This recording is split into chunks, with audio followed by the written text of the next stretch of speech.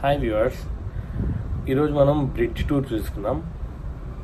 మా కంటైనర్ షిప్లో బ్రిడ్జ్ ఎలా ఉంటుంది, బ్రిడ్జ్ వింగ్స్ నుంచి వ్యూ ఎట్లుంటుంది, బ్రిడ్జ్లో ఏమేమి ఎక్విప్మెంట్ ఉంటుంది, బ్రిడ్జ్ నుంచి ఇంజిన్ రూమ్ కంట్రోల్ చేయడానికి ఎక్విప్మెంట్ ఎట్లుంటుంది, తర్వాత మా నావిగేషన్కి ఉపయోగపడే ఎక్విప్మెంట్ ఎట్లుంటుంది, ఇవన్నీ చూద్దాం. దీన్ని ఎగ్డిస్ అంటారు. ఇది రాడర్స్, ఇవి కనపడేవన్నీ radars, short band radar, long band radar.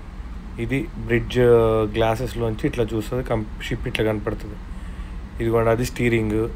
అక్కడ హ్యాండిల్ కనపడుతుంది చూసారా, అది ఇంజన్ని ఫాస్ట్ స్లో చేసేది.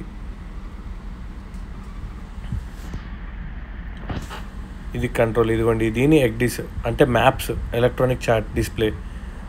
దీంట్లోంచే మేము ఎటు వెళ్ళాలి ఏంటి అనేది కనపడుతుంది. ఇది ఒక బ్రిడ్జ్ వింగ్. ఇక్కడ నుంచి ఎట్లా కనపడుతుంది మొత్తం. అవ్వండి అవి రాడర్స్ ఎక్స్టర్నల్ ఇవి. ఆ వెనక కనపడేది ఫనల్. మా షిప్ ముందు వెనక రెండు చోట్ల కంటైనర్ లోడింగ్ ఉంటుంది. అదిగోండి మా పక్కన ఇంకొక షిప్ వెళ్తుంది. ఆ చిన్న కనపడేది ఫిషింగ్ బోట్. ఇవన్నీ ఈ మా వెనక కూడా, షిప్ వెనక కూడా రీఫర్స్ లోడ్ అవుతాయి, ఫ్రంట్ సైడే కాకుండా. ఇది నా రూమ్లోంచి కనపడదు.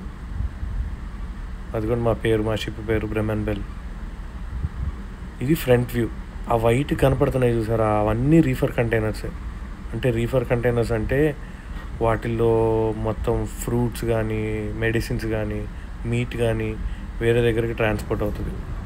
Next video ship accommodation tour.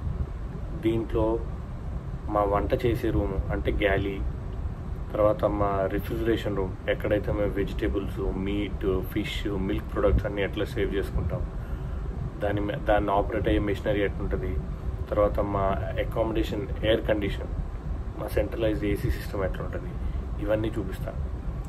Stay tune for more videos. Like and subscribe. Thank you.